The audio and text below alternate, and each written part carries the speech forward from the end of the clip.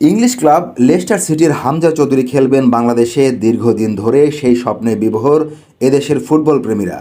সেই স্বপ্ন পূরণের পথে অনেক দূর এগিয়েছে বাফুফে এবং হামজা। এরই মধ্যে বাংলাদেশি পাসপোর্ট পেয়েছেন হামজা। ছাড়পত্র মিলেছে ইংলিশ ফুটবল অ্যাসোসিয়েশনের। এখন বাকি শুধু ফিফার প্লেয়ার স্ট্যাটাস কমিটি ও লেস্টার সিটির অনুমোদন। সেটা পেলেই লাল সবুজ জার্সিতে মাঠে নামার দরজা খুলে যেত হামজার।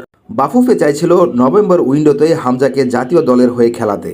এর মধ্যেই বড় দুঃসংবাদ, কাঁধের হাড় নড়ে গেছে ২৭ বছর বয়সী এই মিডফিল্ডারের। অনুশীলনের সময় এই গুরুতর আঘাত পেয়েছেন হামজা। লেস্টার সিটির কোচ স্টিভ কুপারও নিশ্চিত করে বলতে পারছেন না কতদিন মাঠের বাইরে থাকতে হবে এই ফুটবলারকে।